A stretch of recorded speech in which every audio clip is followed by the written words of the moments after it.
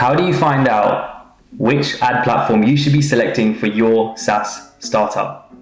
Now, a lot of you guys may have already started out on a particular ad platform, but you're not seeing great results. And well, I'm here to say, we need to stop picking the wrong one.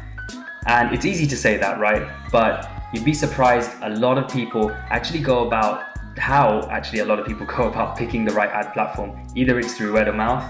People just say, hey, well, let's just do Facebook ads or do LinkedIn ads or just do PPC ads or something like that. Well, I'm here to tell you that it's not that straightforward. It's not about simply just following the trend, right?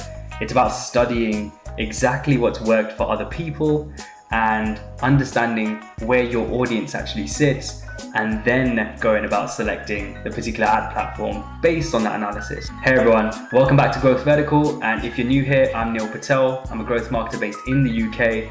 And for those of you who don't know, on this channel, we actually do break down growth hacking, our careers, particular businesses, and ourselves. So let's get into it. Based on a few notes that I was making, I noticed that it can get quite frustrating when you actually thought about, hey, we know that we've maybe even done a bit of analysis, right? Or we've maybe heard from someone and they've recommended you should be doing Facebook ads, right?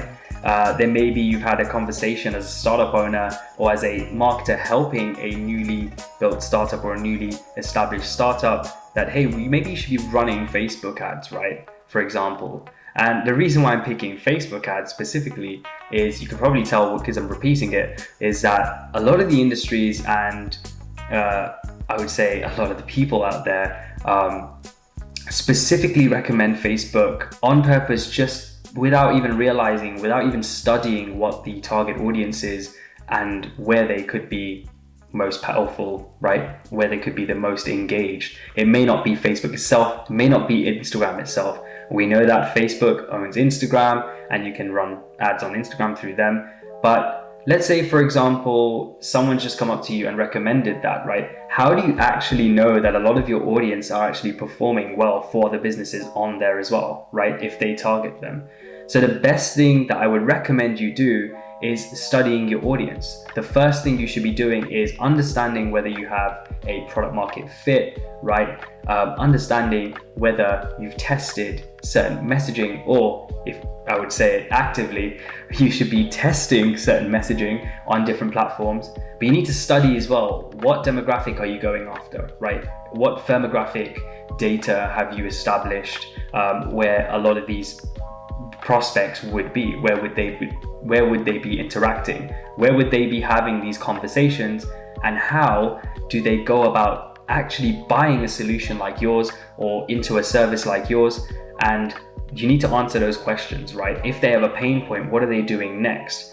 It's really important to understand this because a lot of the marketers would miss this. And I'm just sharing this advice because I was having a conversation about this the other day.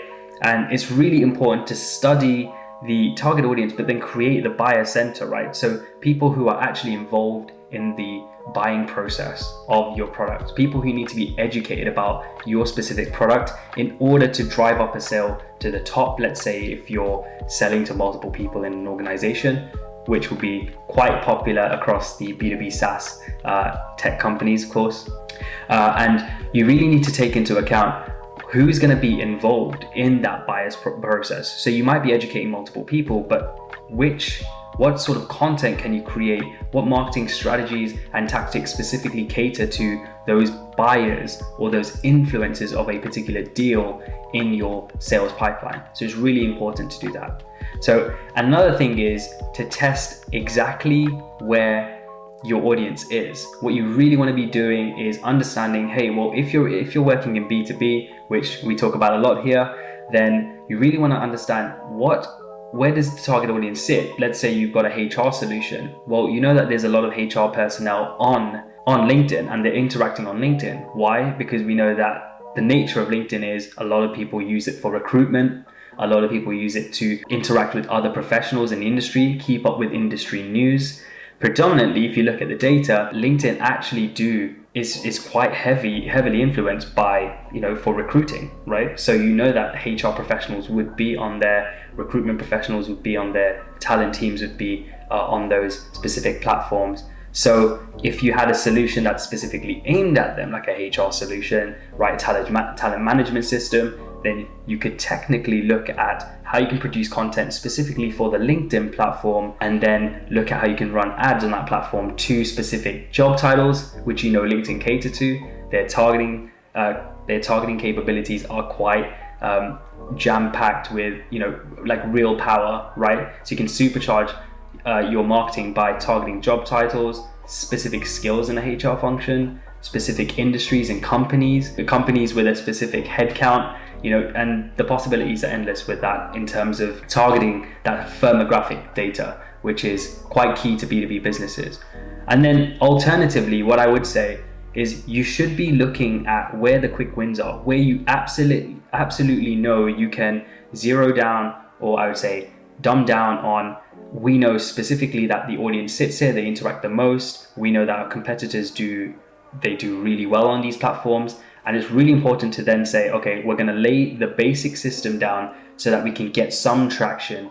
And then you're going to test things like a Facebook ads, which have some job title targeting, but it may be weaker in terms of engagement, how professionals actually engage on that platform. So you want to set up a basic system, generate leads, or generate some leads, and then look at testing out other platforms slowly. So try and take like a 70-20-10 sort of split, right? 70% of your time should be probably spent in what is gonna work, right? The 20 should be to probably optimize further, so look at optimization strategies, and the 10 is testing something completely brand new.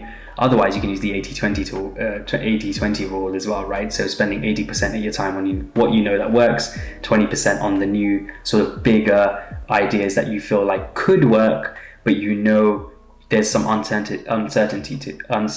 with. Excuse me, don't know what's wrong with my words. And honestly, it's actually really simple when it comes to selecting the ad platform, but it's also about testing, right? Make sure you test over a certain amount of time. If you spend 30 days on an ad platform, make sure that the expenditure is accounted for. So you can't justify testing Facebook with $500 and LinkedIn with $500, because that LinkedIn, you could probably use the budget much faster because of how expensive it is, and it commands a high price for those audiences you're going after, especially if you're looking at the B2B audience.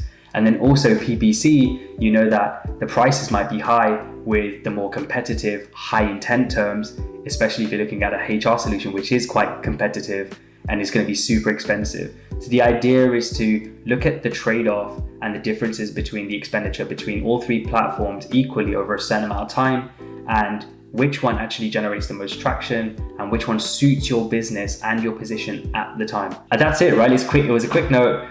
If you guys have any more questions about this sort of stuff and selecting the right ad platform, I'm happy to answer any particular questions, and how to actually go about auditing a particular startup to understand which platforms you should go for, even auditing those specific solutions, and how you can carry out things like competitor research.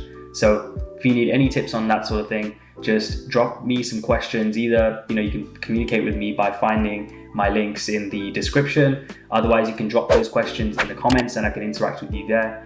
Otherwise, if you have any ideas or any questions that you want answered, you want me to make a video on, or for any topics, drop them in the comment section below and I'll get back to those. Otherwise, if you did enjoy the video, please do like, subscribe and share. Otherwise, I'll see you guys in the next video. So take it easy and see you soon.